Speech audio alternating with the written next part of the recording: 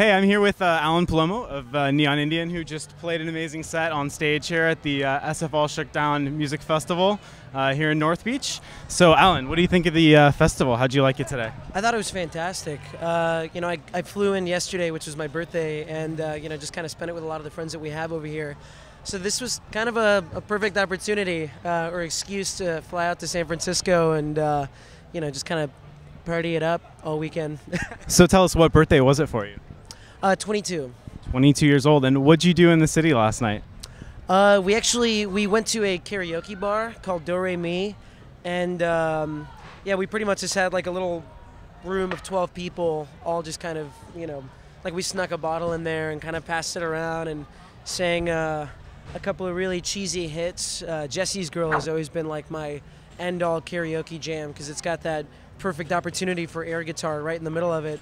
So it's kind of the full package as far as that's concerned. But yeah, that was pretty much it. I was fed this thing called a Four Loko, which is like the most disgusting but amazing like alcohol energy drink that makes you black out immediately upon finishing it. How are things going with Neon Indian? Where are you going in the next sort of 6 months with the project? Like more live shows, recording, that sort of thing? We have like 3 more months of touring. I think right around mid-October is when it stops, and then from there I get to finally record LP2, which I've kind of just been slowly hashing out on my downtime, and I've got a good like 3 or 4 songs that we're actually going to start performing pretty soon because it's really time to start showing people what we've been up to. But yeah, I think November and December is when that's going to go down, and the fantasy is to just disappear in Helsinki for a while and just kind of fuck off and spend a really nice cold winter there and get myself in the right frame of mind to write that record. So tell us a little about why Helsinki of all places to go to record and write.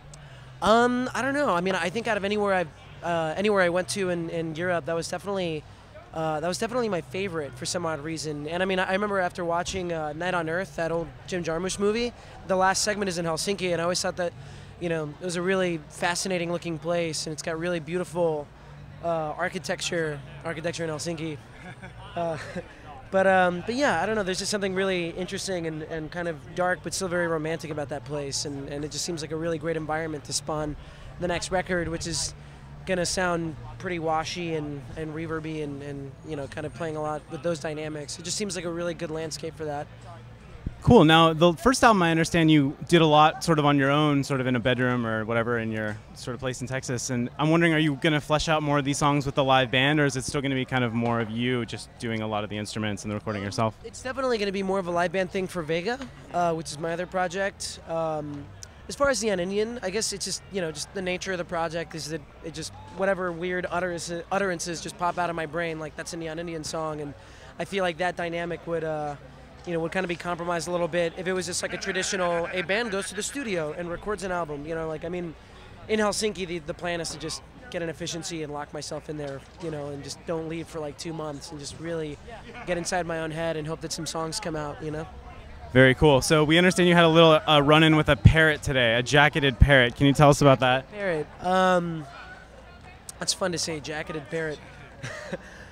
Somebody, I don't know, I was talking to some people, and then suddenly someone or a friend of mine just extends an arm on my shoulder, and then a parrot just slowly walked on and kind of just decided to chill there for a little while, and it's a pretty chill bird. It was chill? It wasn't scary? No, I mean, at some point it started like grabbing my neck, and it started like biting my hair and like tugging at it, but I mean, it's a jacketed parrot. What are you gonna do?